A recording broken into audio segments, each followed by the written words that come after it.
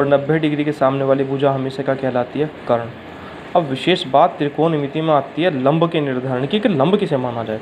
अच्छा देखिए, जैसे कि मैंने अपनी ये उंगली बढ़ाई, इसको तर्जनी कहते हैं, इसको मध्यमा। अगर मैं ऐसे हाथ फैलाऊँ, ये तर्जनी है और ये मध्यमा है। ये देखिए मैंने ऐसे फैलाया, तो क्या ऐसे नहीं लग रहा जैसे लंबवत हो एक दूसरे के? देखो इस स्थिति में आपको लग रहा है कि जो तर्जनी है वो लंबवत है और जो मध्यमा है वो आधार है। पर अगर मैं इसे ऐसे कर दूँ, अब जो मध्यमा जो पहले आधार थे वो लंब हो गया, और जो तर्जनी जो पहले लंब थी वो आधार बन गया। तो इसलिए लंब की परिकल्पना करना बड़ा इम्पोर्टेंट है, और लंब आप बड़े ध्यान से समझेंगे किसे कहते हैं। देखो ये तो तय हो गया कि ये तो 90 डिग्री का कोण है। बचते हैं अब दो, एक तो कोण ए और एक कोण सी। यहाँ पे लंब किसे कहा जाएगा? इन दो कोणों पर ही लंब का निर्धारण होगा। कैसे? देखिए, जिस कोण की माप ज्ञात करनी है, जिस भी कोण की, भाई या तो आप ए की ज्ञात करेंगे या आप सी की ज्ञात करेंगे। और कई जगह त्रिकोणमिति में आपको ऐसे मिलेगा कि जैसे कि ये समकोण त्रिभुज बन गया, इसे तो वो कुछ नहीं कहेंगे क्योंकि 90 है, अंडरस्टूड है। या तो वो इसे लिख देगा थीटा कभी कभी, या फिर इसको लिख देगा किसी भी ओर से। गणित में फाई कहते हैं, इसे क्या कहते हैं? फाई। इसे कहते हैं थीटा, टे, थीटा, या थीटा लिख देगा। तो वो कहता है कि साइन थीटा, कोस थीटा, आपने साइन कोस सुने होंगे ना, तो ये जो थीटा फाई, ये इसीलिए बोलता है कि जिससे कि आप समझ जाएं कि ये लंब क्या है। तो देखो, या तो आप ए की माप निकालेंगे या आप सी की, अर्थात या तो फाई का मान निकालेंगे या थीटा का। तो जिस भी कोण की माप ज्ञात करनी है, उस कोण के सामने की भुजा, अर्थात देखिए जब आप सवाल में हैं, या तो वो ए की बात करेगा या वो सी की।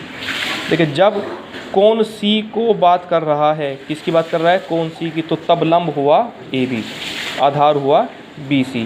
पर जब वो कोण ए की बात करेगा, किसकी बात करेगा? कोण ए की, तो तब उसके सामने की भुजा क्या हुई? ये बी सी। तब लंब होगा बी सी और आधार होगा ए बी। देखिए जैसे मैं यहाँ बताता हूँ एग्जाम्पल देके आपको, यदि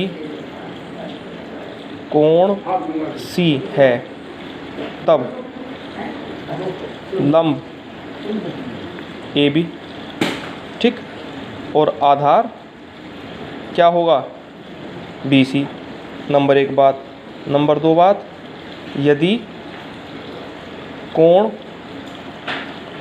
ए इम्पोर्टेंट है, मतलब ए के विषय में बात कर रहा है, तो तब लंब क्या होगा? बी सी, और आधार होगा ए बी। बड़े ध्यान से समझ लीजिए, यदि ये आपके लंब समझ में आ गया तो त्रिकोणमिति पूरी समझ में आएगी। सबसे खास है ये लंब कंसेप्ट। देखिए अगर थीटा हम लेंगे तो थीटा के सामने अगर नाम रख दें हम इसका पी क्यू आर, देखिए थीटा की अगर बात करेंगे तो लंब क्या होगा? क्यू आर, और आधार पी क्यू, ठीक। और अगर हम फाई की बात करेंगे तो लंब होगा पी क्यू और आधार होगा क्यू आर। ये बहुत खास है आपके लिए जो समझना है। अब इसके बाद देखिए, ये जो हम त्रिभुज बनाते हैं,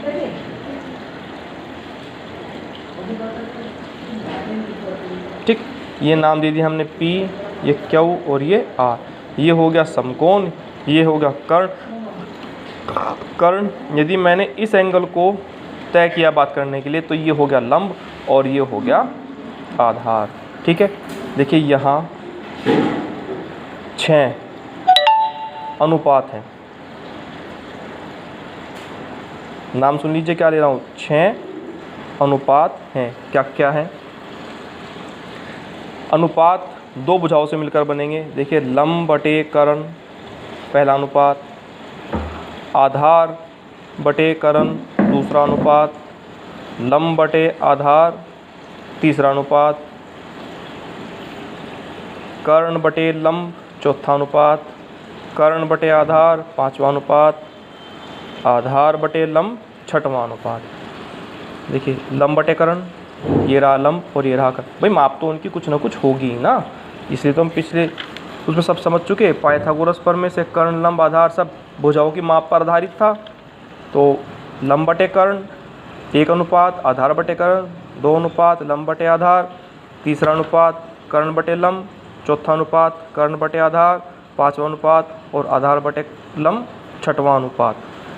देखिए अगर आप इन दोनों को देखें तो ये एक दूसरे के उल्टे हैं, लंब कर्ण कर्ण लंब, यानी जो नीचे है वो ऊपर आ गया, जो ऊपर है वो नीचे आ गया। ऐसे ही ये एक दूसरे के व्युत्क्रम है, ऐसे ही ये एक दूसरे के व्युत्क्रम है। तो अगर एक याद कर लिया तो दूसरा अपना आप निकल के आएगा। और इसका याद करने का तरीका है लाला असरफी लाल बटे के अगर वाल, या लाला आम लाया साथ में काला कुत्ता भी आया। ये देखिए बन गया लंब बटे कर्ण या फिर कर्ण बटे लंब, आधार बटे कर्ण या फिर कर्ण बटे आधार, लंब बटे आधार या फिर आधार बटे लंब। अब आप खुद समझ लीजिए कि कर्ण तो हम जान गए कि वो 90 के सामने वाला है, पर लंब विशेष महत्व किसका है, लंब का।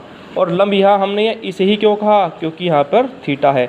यदि ये थीटा यहाँ पर होता पी के पास तो तब लंब में किसे लेता, क्यू आर को, और आधार किसे लेता, पी क्यू को। तो आज का आपका ये कंसेप्ट है कि आपको बड़े ध्यान से समझ लेना है कि ये 6 अनुपात लंब कर्ण आधार।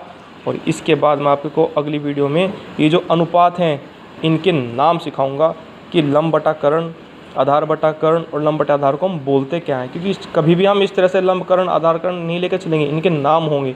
जिस तरह से इन भुजाओं के नाम रखे गए थे कर्ण लंब आधार, हम इस तरह से इन अनुपात